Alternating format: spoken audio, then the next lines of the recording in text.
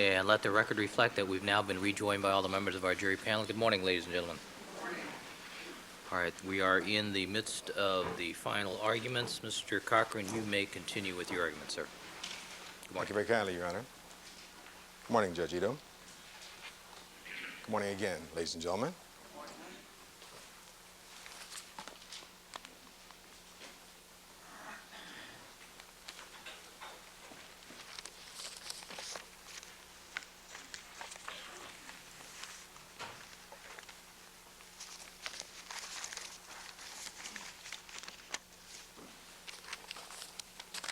Sit down.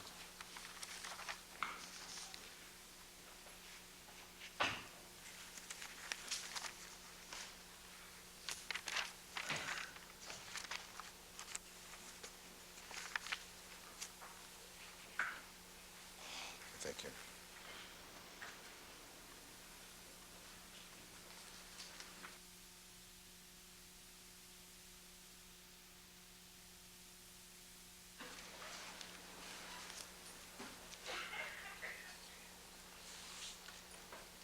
When we concluded last night, ladies and gentlemen, we had discussed a number of things, and I'm sure you have them very much in mind. To summarize some of the things that we talked about and put it in perspective, we talked about a police department who from the very beginning was more interested in themselves and their image, and that carried through. We talked about socks that appeared all of a sudden that weren't there, socks where evidence was planted on them. We talked about police officers who lie with impunity, where the oath doesn't mean anything to them. We talked about messengers, where you couldn't trust the message. We talked about gloves that didn't fit, a knit cap that wouldn't make any difference, a prosecution scenario that is unbelievable and unreasonable. In short, we talked about reasonable doubt. We talked about something that's made this country great, that you can be accused in this country of a crime. But that's just an accusation. And when you enter a not guilty plea, since the beginning of the time of this country, since the time of the Magna Carta, that sets the forces in motion, and you have a trial. That's what this has been about. That's why we love what we do. An opportunity to come before people from the community, the consciences of the community. You are the consciences of this community. You set the standards. You tell us what's right and wrong. You set the standards. You use your common sense to do that. Your verdict goes far beyond these doors of this courtroom. As Mr. Darden said, the whole world is watching and waiting for your decision in this case. That's not to put any pressure on you. Just tell you what's really happening out there. So we talked about all of those things. Hopefully in a logical way. Hopefully something I said made some sense to you. Hopefully as an advocate, you know my zeal. You know the passion I feel for this. We've all got time invested in this case. But it's just not about winning. It's about what's right. It's about a man's life at stake here. So in voir dire, you promised to take the time that was necessary, and you've more than done that. Remember, I asked you, though, that when you got down to the end of the case, when you kept all your promises about coming here every day and taking these notes and paying attention and, you know, listening to us drone on and on and on, that pretty soon it would be in your hands. And then you couldn't just rush through that, could you? Now, we tried to make it a little more simple with regard to the issues, but still, we're going to have 12 minds coming together, 12 open minds, 12 unbiased minds to come together on these issues, and you will give it, I'm sure, the importance to which it's entitled. Please don't compromise your principles or your consciences in rendering this decision. Don't Don't rush to judgment. Don't compound what they've already done in this case. Don't rush to judgment. Have a judgment that is well thought out. One that you can believe in. The morning after this verdict, I want you to place yourself the day after you render the verdict. When you get up and you look in the mirror and you're free, you're no longer sequestered. You probably look for each other, but you know, you'll be happy to be home again. But what's important is, look in that mirror and say, have I been true to my oath? Did I do the right thing? Was I naive? Was I timid? Or was I courageous? Did I believe in the Constitution? Did I believe in justice? Did I do my part for integrity and honesty? That's the mission you're on in this journey toward justice. And now, yesterday I touched briefly on some of Mr. Darden's argument, and we talked a little bit about the fact of his contention about motive. We talked about his analogy about a fuse, and I referred to him as Dr. Darden with regard to what he had to say. And I thought I just would summarize briefly this morning a response to what he had to say and what he tried to weave together. As I said, he talked about an incident in 1985, an unfortunate incident between two people who were married. There was no arrest. There was no physical violence. The one incident in 89, the one he's not proud of, the one he wrote those letters about, the one he apologized for and said he was sorry. And there is no physical violence after that. In the 1993 call, the 911 call, you listen to that entire tape. When they cut it off, you'll remember that it's unfortunate when anyone has an argument. But you listen carefully to what Mr. Simpson is arguing about, what he's talking about, and what the discussion is about. Mr. Simpson mentions the children. And he says, you weren't worried about the children when you were doing so-and-so on the couch. It's pretty graphic, but any man or woman would be upset over what he's talking about on that tape. There was no physical violence. There's no excuse for him kicking the back door. But by the end, you remember what Johnnie Cochran said and what the police officer said. They resolved this matter. It was an argument. It was loud and raucous, and they moved on. There was no fuse after that. And this was during a time, you'll recall, that in January of 1992, when they first agreed to separate, you don't hear anything about a dispute. When Mr. Cole Brown Simpson moved out, there was not any question about a dispute. When she got this divorce at the end of 92, there was no dispute. They're both dating other people. He's with Paula Barbieri for that like whole year. And then you know it wasn't Mr. Simpson who pursued Mrs. Simpson. It was her who wanted to get back with those kids. You heard Arnell Simpson, and then they agreed. But he put some provisos on that. She couldn't move back in that house. She still kept her own house. Now, who is controlling whom? Who is pursuing whom when he talks about fuse? There is no fuse. They get back together and they try to make it work. It lasts for almost a year. My learned friend has the dates all wrong.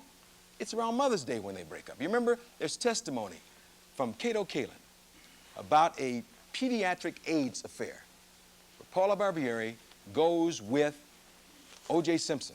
It's the early part of May. After Mother's Day, after they break up, with the kids, Sidney and Justin.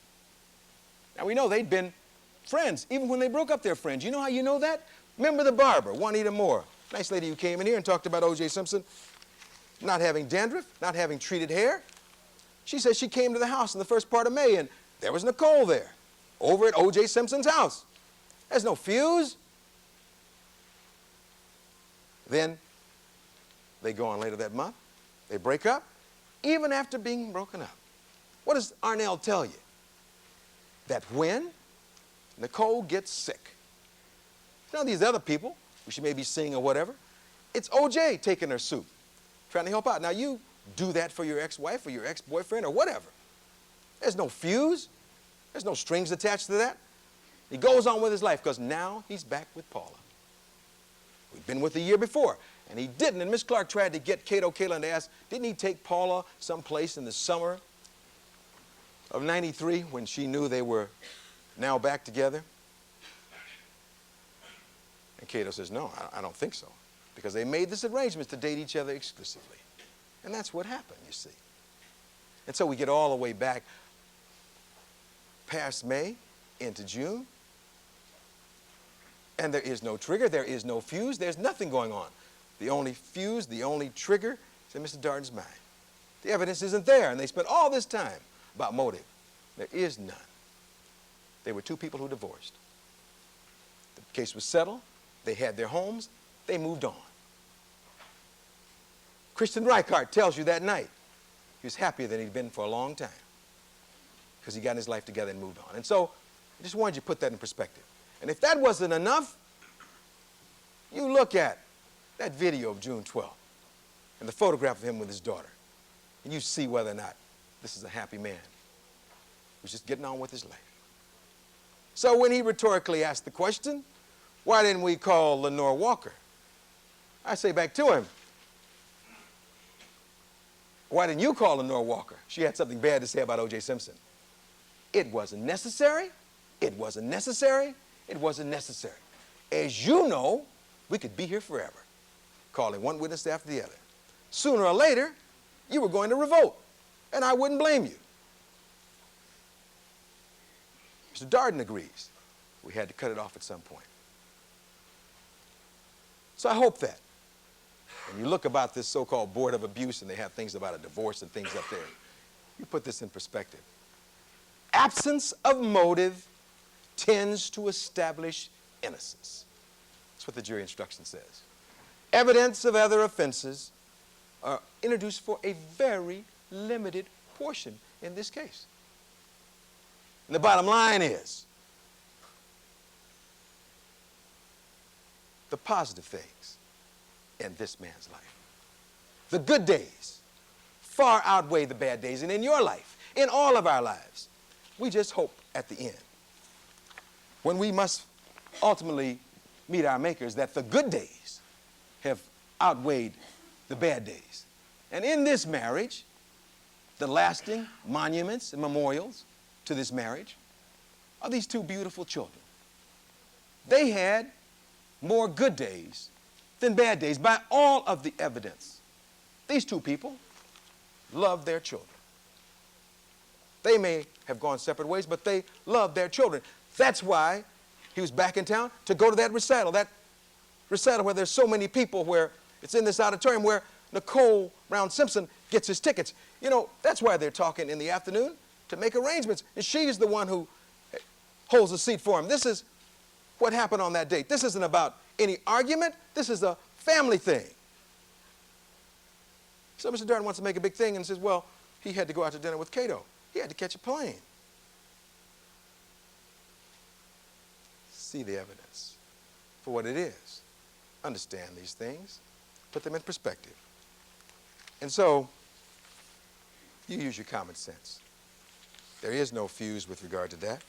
It's important for you to know that. Take a look at that video when you're back there. Take a look at all of the evidence. In this case, Ms. Clark, in her argument on several occasions, said that Mr. Simpson was cut on his razor-sharp cell phone. Well, it's not what the evidence is it? It's not what was said. I read you what Dr. Batten said about that. And so we can use these words, but let's hopefully be accurate as we try to say those things. Now let's go back to where we were when we broke last night. We had started talking about the messengers in this case.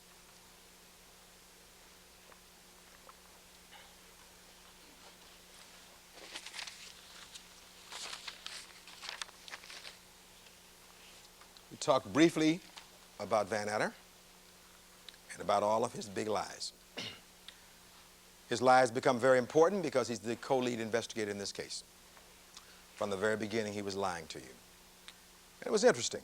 When I thought about this last night after I left you, just about 10 days ago, a week or 10 days ago, Van Adder took that stand again, and you saw him. You had a chance to, again, observe his demeanor, and you're smart. You know when somebody's lying and not telling you the truth. I mean, I don't have to go into that. You know, you don't need the jury instruction. You've got this visceral reaction. You've got your experiences in life, and you know somebody who's lying. But, you know, he said something really interesting. It was really preposterous when you think about it. He said, Mr. Shapiro, Mr. O.J. Simpson was no more a suspect than you were. Now, who in here believed that? Did he really think he's going to come back in here and we were going to believe that O.J. Simpson was no more a suspect than Robert Shapiro? That's what he told you. Big lies. You can't trust him. You can't believe anything that he says because it goes to the core of this case. When you're lying at the beginning, you'll be lying at the end. The book of Luke talks about that. It talks about if you're untruthful in small things, you should be disbelieved in big things. There's no question about that. We've known that all along. So this man, with his big lies, and then we have Fuhrman coming right on the heels, and the two of them need to be paired together because they are twins of deception.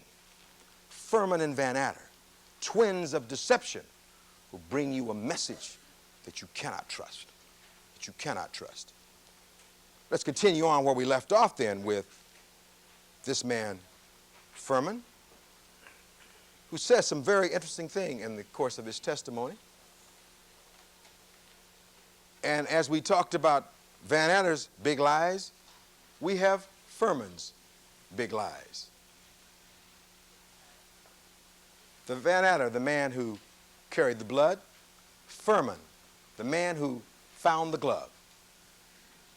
You recall that he was asked, as I read to you yesterday briefly, the question well phrased by Lee Bailey, have you ever used this N-word in 10 years? It went right back to 85. And he picked that 85 date. You know why? Because of the Kathleen Bell letter. Just like they knew about it. Picked that date. So he knew he was lying. Honed in on him. You know, liars can be tricky. And so he was, at that point, trying to pin it down for you. 10 years. 85 to 95. This was like in February of this year. Says also he never met Kathleen Bell, this Marine Center. Tells you that Rokar, the photographer, took this photograph after 7 o'clock in the morning. I remember that. Look back through your notes. And the reason he tells you that is because he wants that photograph of him pointing at the glove taken after he supposedly finds the glove at Rockingham. Now, you may not have caught that right at the beginning when this was happening. He says he took the photograph at Rockingham after 7 o'clock a.m. after they returned from Rockingham. You know, they all go over to Bundy after 5 o'clock. Strike that. At Bundy, they all go over to Rockingham at 5 o'clock from 5 to 7. And so it becomes very, very important as we look at this photograph in a few minutes. Rokar then comes here near the end of the case. There's been nobody called to refute him in rebuttal.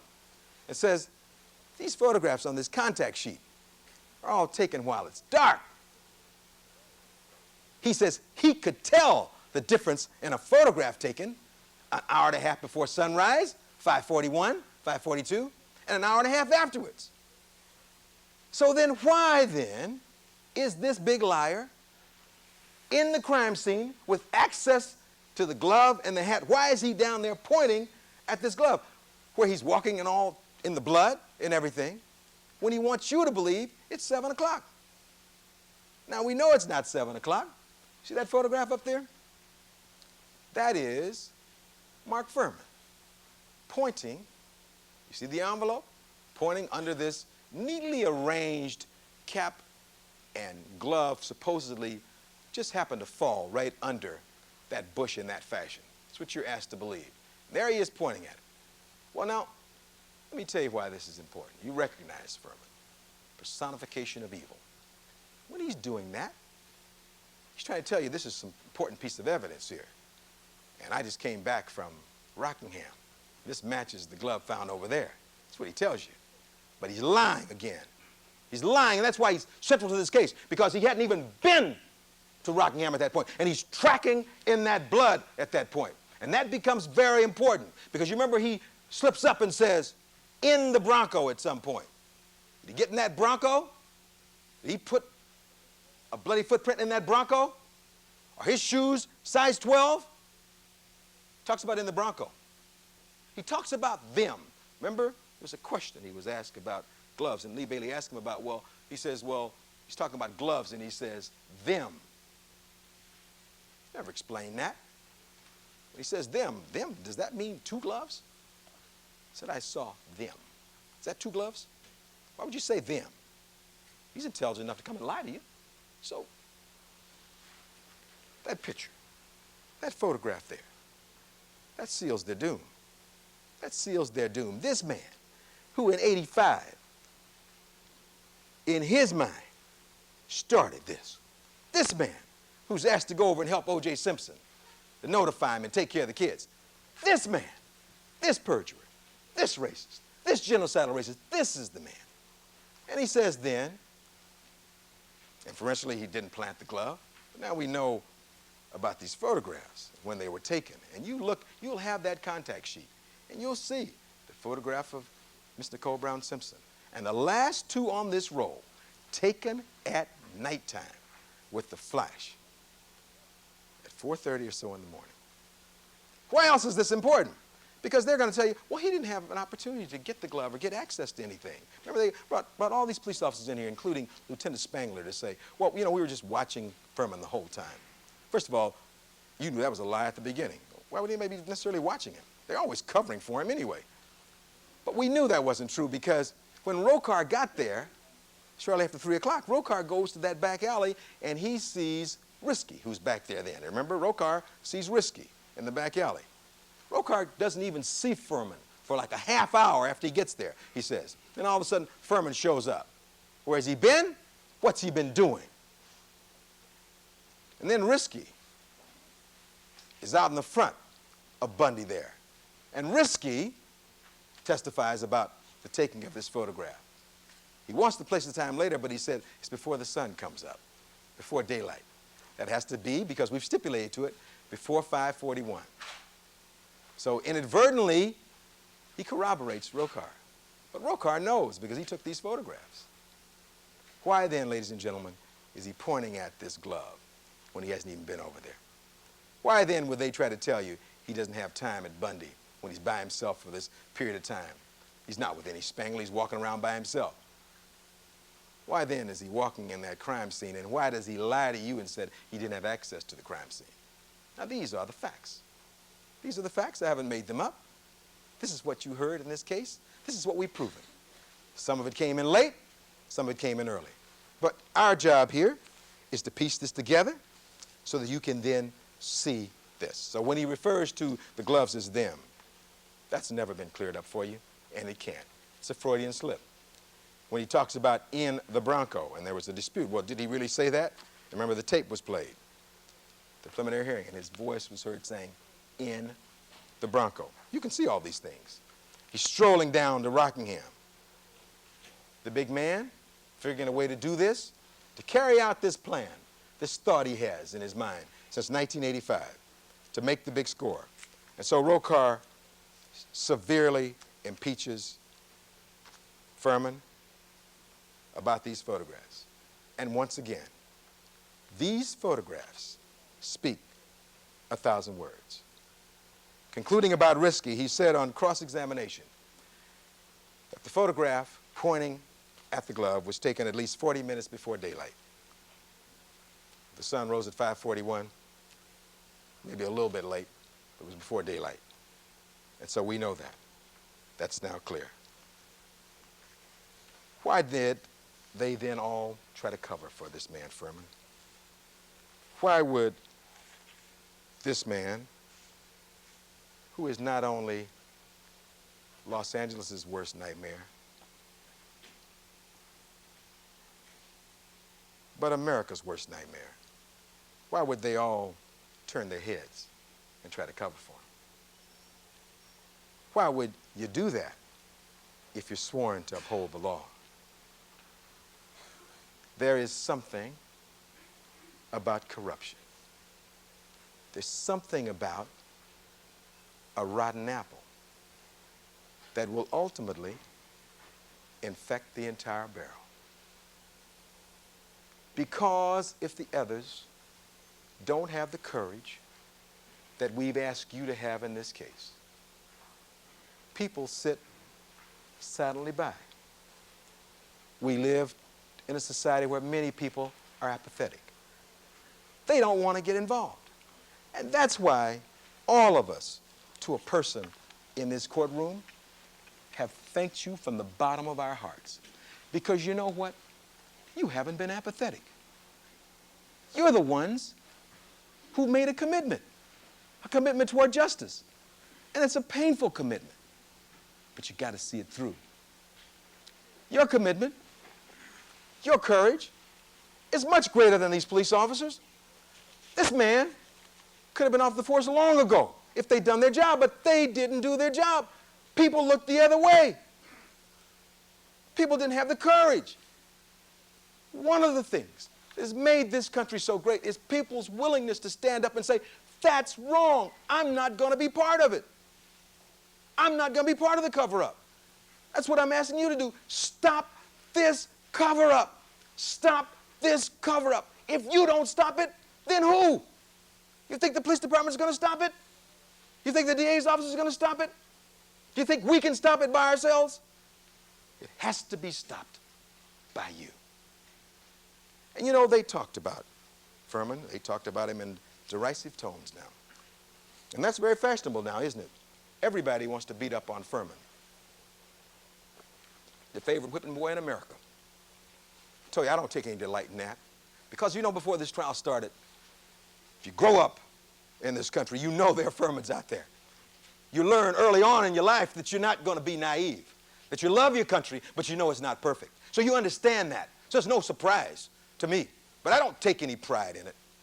But for some of you, you're finding out the other side of life. You're finding out. That's why this case is so instructive. You're finding out about the other side of life. That things aren't always as they seem. It's not just rhetoric. It's the actions of people. It's the lack of courage and it's the lack of integrity at high places. That's what we're talking about here. Credibility doesn't attach to a title or position. It attaches to the person. So the person who may have a job where he makes $2 an hour can have more integrity than the highest person. It's something from within. It's in your heart. It's what the Lord has put there. That's what we're talking about in this case. And so why don't they speak out? Why do they take him to their breast? Compare how our prosecutors treat Fuhrman as opposed to Cato Kalin. Look at how they treated Mark Partridge as opposed to Cato Kalin. Look at how they embraced him. And now they want to distance themselves. These same people say, oh, he's not important. But the Rokar photograph puts the lie to that. He is very important. And what becomes so important when we talk about these two twin demons of evil, Van Adder and Fuhrman, is the jury instruction, which you know about now. And it says essentially that a witness willfully false. I think Mr. Douglas is going to put that up for us. A witness willfully false in one material part of his or her testimony is to be distrusted in others. You may reject the whole testimony of a witness who willfully has testified falsely to a material point unless from all the evidence you believe the probability of truth favors his or her testimony in other particulars. Why is this instruction so important? We got the bullet points up there. First of all, both prosecutors have now agreed that we have convinced them, beyond a reasonable doubt, by the way, that he's a lying, perjuring, genocidal racist. And he's testified willfully false in this case on a number of scores. That's what his big lies tell you. And when you go back in the jury room, some of you may want to say that, well, gee, you know, boys will be boys. This is just like police talk, this is the way they talk. That's not acceptable as the consciences of this community. If you adopt that attitude, that's why we have this. Because nobody has had the courage to say it's wrong.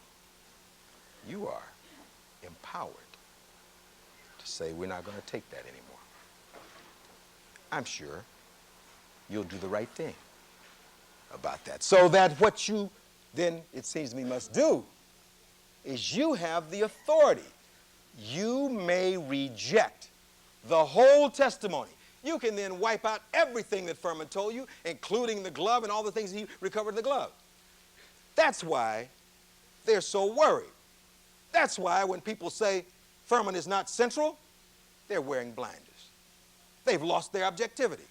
They don't understand what they're talking about. It's embarrassing for learned people to say that, but they're entitled to their opinions, but we're going to speak the truth in a courtroom. You are supposed to speak the truth. A witness who walks through those doors, who raises his or her hand, swears to tell the truth. You've heard lie after lie after lie that's been exposed. And when a witness lies in a material part of his testimony, you can wipe out all of his testimony as a judge of the facts. That's your decision again. Nobody can tell you about that unless you feel that the greater probability of truth lies in something else they said. Wipe it out. This applies not only to Fuhrman, it applies to Van Adder, and then you see what trouble their case is in. Because they lied to get in there to do these things. When Van Adder carries that blood, they can't explain to you why he did that. Because they were setting this man up. And that glove, anybody among you think that glove was just sitting there, just placed there, moist and sticky after 6.5 hours. The testimony is it would be dried in 3 or 4 hours, according to McDowell. We're not naive. You understand. There's no blood on anything else. There's no blood trail. There's no hair and fiber. And you get the ridiculous explanation that Mr. Simpson was running into an air conditioning on his own property. So, Anybody else?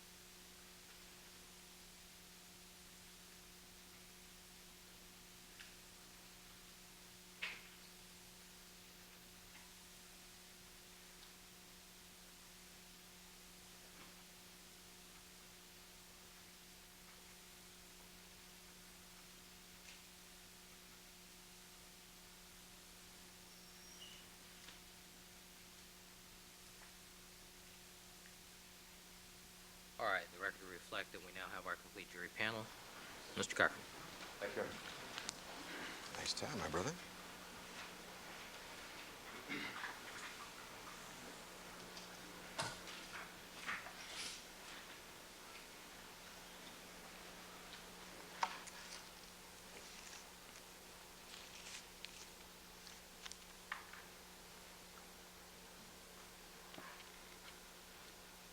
this is willfully false. One material part distrusted in others. These two form basically the cornerstone of the prosecution's case. Now, you know, people talk all the time, well, you know, you're being conspiratorial and whatever. Gee, why would all these police officers set up O.J. Simpson? Why would they do that? I'll answer that question for you. They believed he was guilty. They wanted to win. They didn't want to lose another big case. That's why they believed he was guilty. These actions arose from what their belief was. But they can't make that judgment. The prosecutors can't make that judgment. Nobody but you can make that judgment. So when they take the law into their own hands, they become worse than the people who break the law because they are the protectors of the law. Who then polices the police? You police the police. You police them by your verdict. You're the ones who send the message. Nobody else is going to do it in this society. They don't have the courage. Nobody has the courage. You have a bunch of people running around with no courage to do what is right, except individual citizens. You're the ones in war. You're the ones who are on the front line. These people set policies. These people talk all this stuff. You implement it. You're the people. You're what makes America so great. And don't you forget it. And so understand how this happened. It's part of a culture of getting away with things. It's part of a culture looking the other way. Of we determine the rules as we go along. Nobody's going to question us. We're the LAPD. And so you take these two twins of deception, and if, as you can, under this law, wipe out their testimony, the prosecutors realize their case then is in serious trouble. From risky to bushy. They came together in this case because they want to win. But it's not about them winning.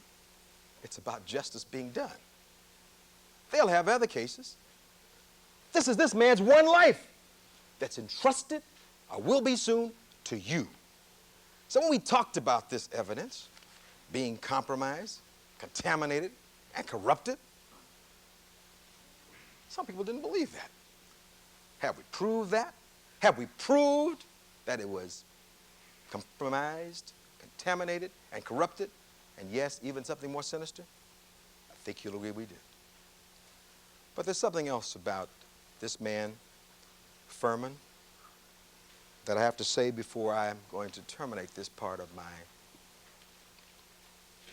opening argument and relinquish the floor to my learned colleague, Mr. Barry Scheck.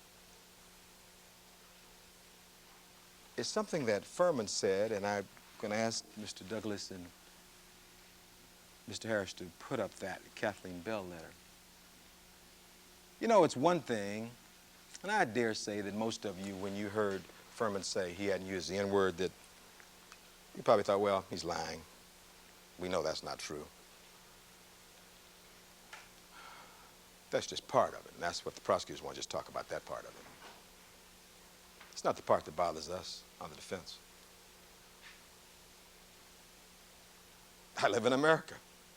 I understand. I know about slights every day of my life. But I want to tell you about what is troubling, what is frightening, what is chilling about that Kathleen Bell letter.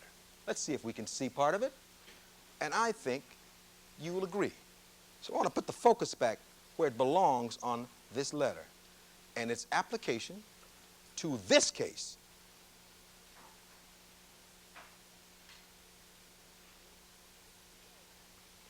You'll recall that God is good, and he always brings you a way to see light when there's a lot of darkness around. And just through chance, this lady had tried to reach Shapiro's office, couldn't reach it. And in July of 1994, she sent this fax to my office, and my good, loyal, and wonderful staff got that letter to me early on. And this was one you just couldn't pass up. Get a lot of letters, but you couldn't pass this one up because she says some interesting things. She wasn't a fan of O.J. Simpson's. What does she say? I'm writing to you in regards to a story I saw on the news last night. I thought it ridiculous that the Simpson defense team would even suggest that there might be racial motivation involved in the trial against Mr. Simpson. Yes, there are a lot of people out there who thought that at that time. And you know, you can't fault people for being naive. But once they know, if they continue to be naive, then you can fault them. That's what it is, and that's why this case is important. Don't ever say again in this county or in this country that you don't know things like this exist. Don't pretend to be naive anymore. Don't turn your heads. Stand up. Show some integrity. And so I then glanced up at the television and was quite shocked to see that Officer Fuhrman was a man that I had the misfortune of meeting. You may have received a message from your answering service last night that I called to say that Mr. Fuhrman may be more of a racist than you could even imagine. I doubt that, but at any rate, it was something that got my attention. Between 1985 and 1986, I worked as a real estate agent in Redondo Beach for Century 21 Bob Maher Realty, now out of business. At the time, my office was located above a Marine recruiting center off of Pacific Coast Highway. On occasion, I would stop in to say hello to the 2 Marines working there. I saw Mr. Fuhrman there a couple of times. I remember him distinctly because of his height and build. You know, he's tall.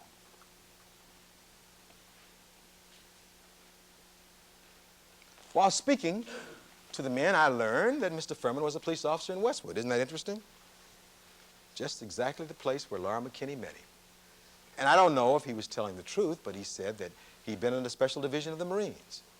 I don't know how the subject was raised.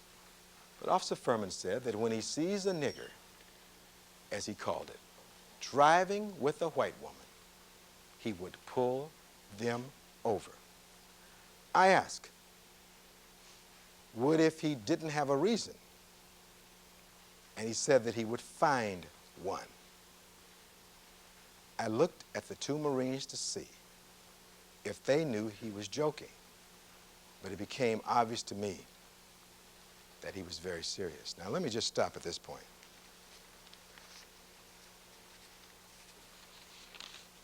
Let's back it up a minute, Mr.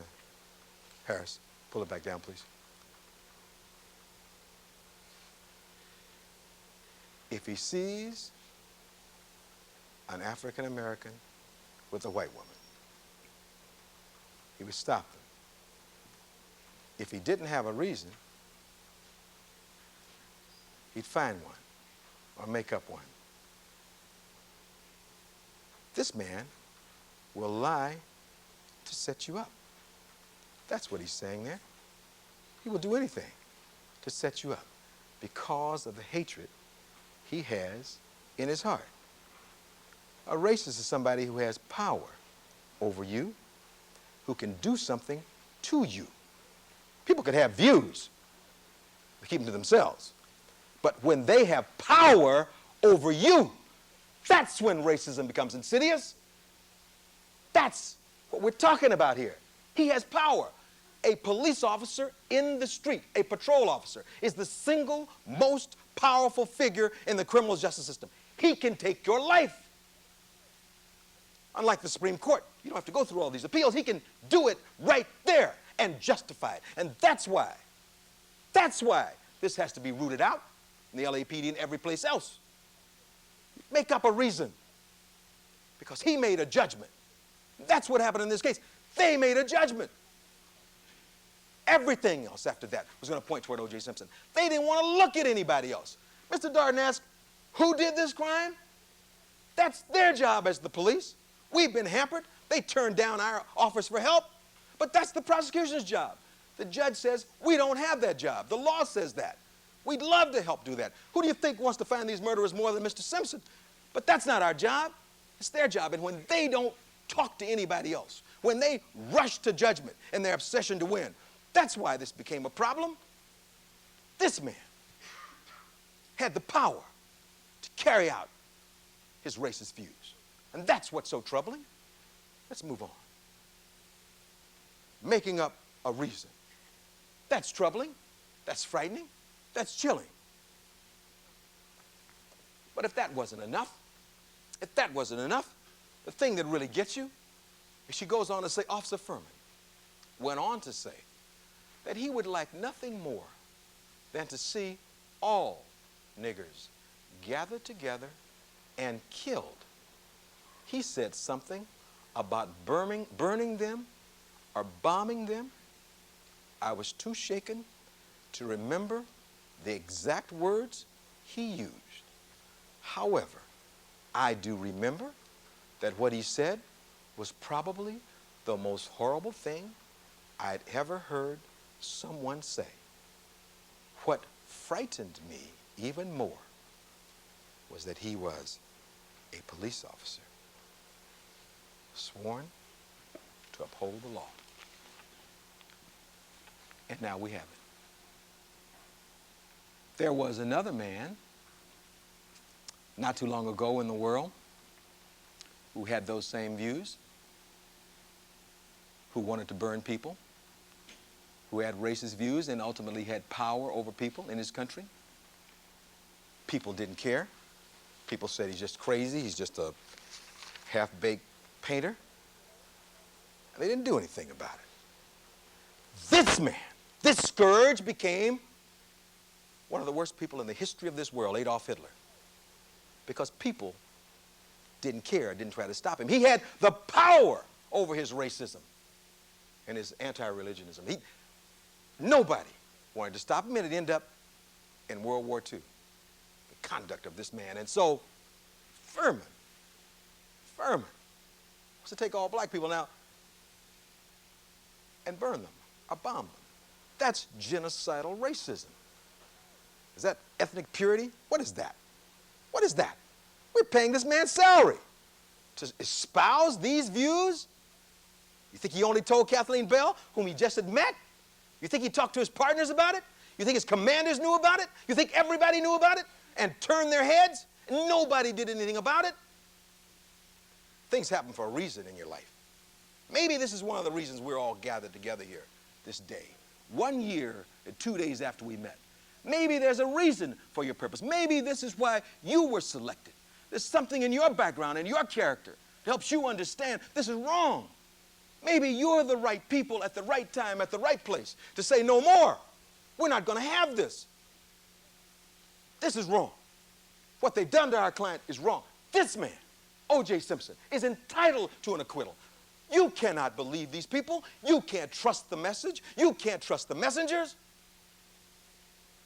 It is frightening.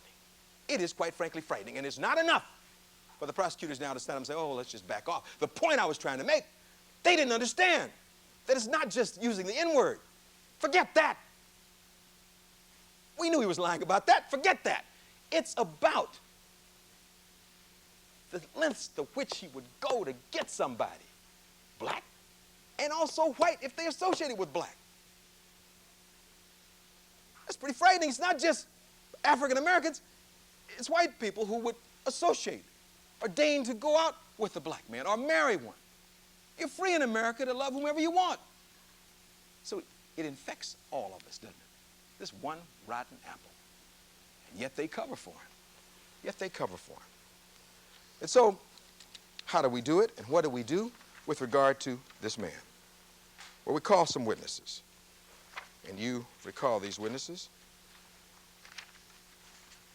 And before I talk about these witnesses just briefly, and I'm going to conclude my remarks with regard to them, I indicated to you that by the nature of this case, I'm going to pass the baton to Mr. Barry Scheck. You've been great from a standpoint of listening and watching, and I stayed longer than I planned to, but I hope you agree that some of these things were important. And I'll get one more time to conclude with some concluding remarks after Mr. Scheck finishes. The good news is that Mr. Scheck and I will both hopefully finish today and turn it back over to Ms. Clark, so in a day or so you're going to get this case. You'll have to hear lawyers talk anymore. It'll be time to hear you talk, time to hear you speak out.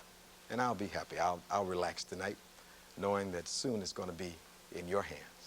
We're real comfortable about that, all of us, and you should know that. So please give Mr. Scheck the attention that you've given me, and understand that all parts of this case are very important, and it all ties together. because it's all of the evidence in this case went through that LAPD and that black hole over there, that cesspool of contamination. And you listen to him about what he has to say in that regard. Mr. Darden said that in a textbook fashion, we had impeached Mr. Fuhrman. Well, we thank him for that. We take no pride in that, but that's what did happen. In addition to calling Kathleen Bell where you saw her, and she's not the kind of lady that, you know, in looking at it, you probably remember her. Unless, you know, it'd be very interesting. You know he's lying about not knowing her. But this man used these words and these racial epithets so much, he probably can't remember who he said it to. He said it to everybody, whoever came in contact with him, on tape. Could you imagine the gall about that? That you would have these racist views, and yet you would put it on tape. Thank God he put it on tape. And so Kathleen Bell came in here and told you the same things in those letters. You saw her. You observed her. You know she told us the truth. They couldn't mess with her because now we had those tapes. And then there was Natalie Singer. Barely knew this man. He was dating her roommate. This man is an indiscriminate racist. He talked so bad that she didn't want him back in the house. What does he say to her? In her presence, the only good nigger is a dead nigger. Now that, probably all heard that expression sometime in your background or somewhere, or heard somebody say that, and that's tremendously offensive. He just says it in the presence of his partner's girlfriend, like they're going to go on a date. I mean, I hope that in the homes throughout this country, people aren't acting like this.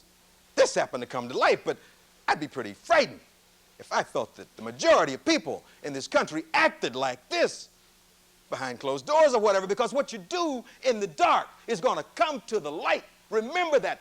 That's what this case is about. It came to the light, and just in time to get it to you.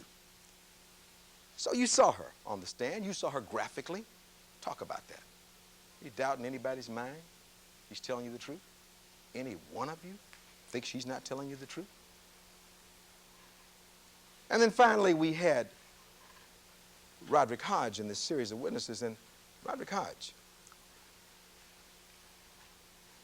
intelligent young man, understood something about his rights too. Because after this run-in with Fuhrman and his partner, when he's in the back of the police car, Fuhrman turns around and says to him words that I want you to remember in this case. I told you, I get you, nigger. That's what he tells Roderick Hodge. Why is that important?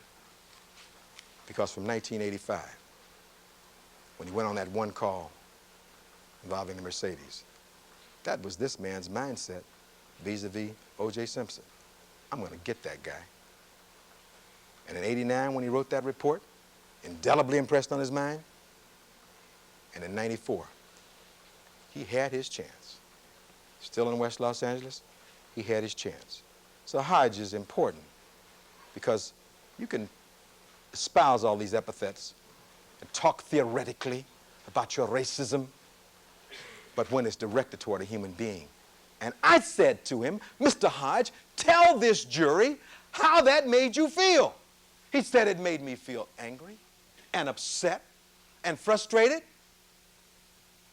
It was dehumanizing in a free society. But this man, Fuhrman, does it with impunity. And his partner sat there and heard it and didn't report it. There's something rotten about this kind of conduct. And it's gone on too long. And so, that's why he's important. But the capper was finding those tapes. Something that you could hear, lest there be any doubt in anybody's mind. Laura McKinney came in here. And I can imagine the frustration of the prosecutors.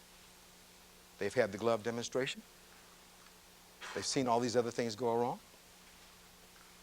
And now they got to face these tapes. And they didn't know how to handle her. Quite frankly, she was a reluctant witness. You know that. Mr. Darden asked her those questions where he became negative with her. But she's very smart. Unlike some others who didn't know how to handle it, she says, why are we having this negative conversation? Why are you acting and treating me like this? I didn't try to stop him about cover-ups and things. Why are you asking me these questions? I'm the one who's here under subpoena. Why are you treating me like this? Now, you know it's true because they've heard the tapes. Why are you messing with this lady? You just get so wrapped up in what you're doing, I guess. Why are they messing with this lady? We owe a debt of gratitude to this lady. That ultimately and finally she came forward. And she tells us that this man, over the time of these interviews, uses the N-word 42 times, is what she says. In the so-called Fuhrman tapes. And you, of course, had an opportunity to listen to this man and espouse this evil, this personification of evil. And so I'm going to ask Mr. Harris to play Exhibit 1368 one more time.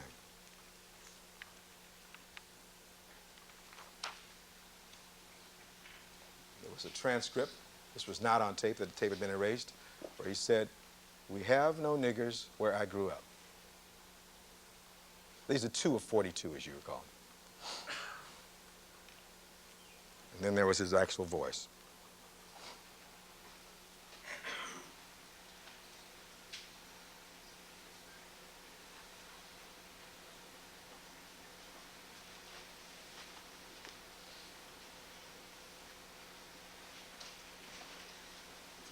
This is the word text for what he then says on the tape.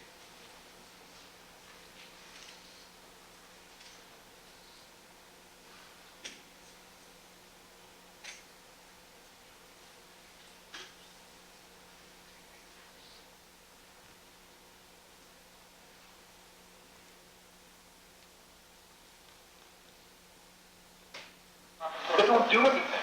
They don't go out and initiate contact.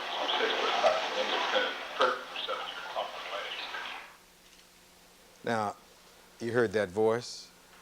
No question whose voice that is. Mr. Darden concedes whose voice that is. They don't do anything. Talking about women. Doesn't like them any better than he likes African Americans. They don't go out and initiate contact with some 6'5" nigger who's been in prison pumping weights. That's how he sees the world. That's this man's cynical view of the world. That's this man who's out there protecting and serving us. That's Mark Fuhrman. And he's paired in this case with Will Van Adder. They're both beacons that you look at and look to as the messengers that you must look through and pass. They're both people who've shown that they lie, will lie, did lie, on the stand under oath. And you know, one little parenthetical thing, how these people all try to stick together from a standpoint of law enforcement. The FBI agent comes in here and he talks about, when I bring out the fact that he says that Van Adder says they're not there to save lives on cross-examination, he says, well, he says, I think he was being sarcastic, that Van Adder was being sarcastic, or maybe it was a joke. But, you know, when I listened to that, I thought about that and I said, what's the joke? What's the sarcasm? Is the Constitution, this man's rights to be safe and secure in his home, is that the joke? Is that the sarcasm? It's a sad state of affairs. That's the lead detective I'm talking about. These two twin devils of deception. You think about them and keep them in mind. Thank you for your attention during this first part of my argument.